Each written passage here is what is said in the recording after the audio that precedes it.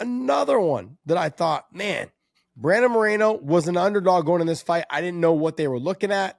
Shit, I don't know shit. I didn't know what the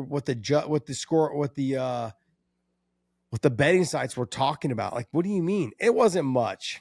It had Brandon Moreno as like a plus 120, and it had Tatsuro Taira like a plus 110. So it wasn't much. But Brandon Moreno was the underdog. And I was like, wait, this guy's a multiple time, world champion, defending, he's defending this title. Like, what are you talking about? And Taira, he looked great. Absolutely looked great. Spent his whole first round in the triangle, trying to get out of that. Didn't get out of it, really just kind of hung out in that first round. And then second round, came out, landed some good shots. But then Mark Smith, it just had a really, really awkward night tonight. I don't want to shit on him. Mark Smith takes a big, he takes a beating sometimes. He brings it upon himself. But this was, to me, a bad stoppage. And I'm not saying that it couldn't have been stopped, sure. But what you do is, as a referee, and I've had this conversation, and if you guys have watched this show for a long period of time, Big John McCarthy has been my co-host for the last 7 years.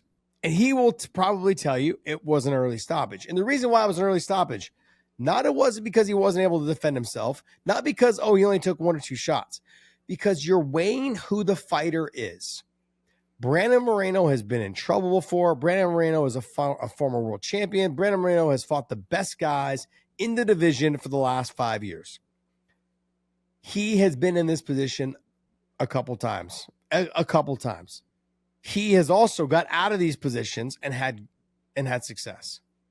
You have to, the refs have to take into consideration who they are reffing and what they've seen them go through and what they've been able to work through. Not to mention, he is at the top. He's the cream of the crop in this division. He will work out of almost anything. Almost anything. Not saying that he was gonna. I'm just simply saying you have to give him the opportunity to do it.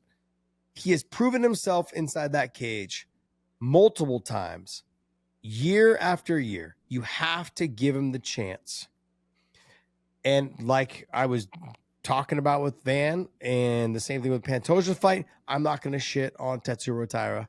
He did a great job. He did it. It's not his fault. It's not his responsibility to regulate what the ref does.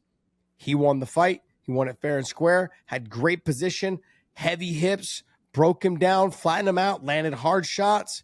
Great job by Tatsuro Taira. I didn't realize how much he looks like an anime. Don't say creature again. I did. I almost said creature again. And what is it? It's an anime character. Character. There you go. An anime character. I've never watched anime ever.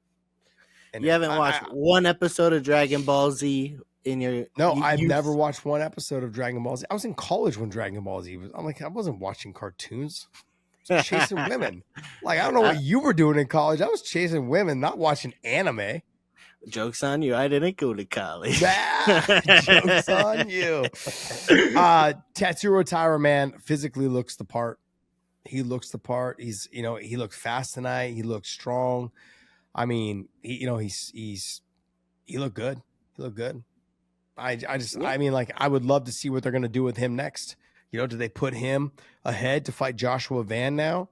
And do they have Horiguchi fight, Pantoja when he returns? Or do they have him fight maybe a Brandon Royval? Because Royval is not going to drop out of the top 2 or 3. He'll stay where he's at.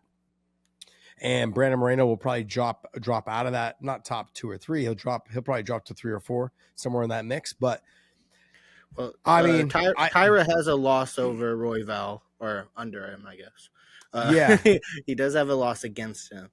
But no, I could definitely see a rematch against Royval. I mean, they're both coming off of a big, one's coming off of a big loss, one's coming off of a big win. But I don't know. I like Horiguchi versus Van for the title while Pantoja heals.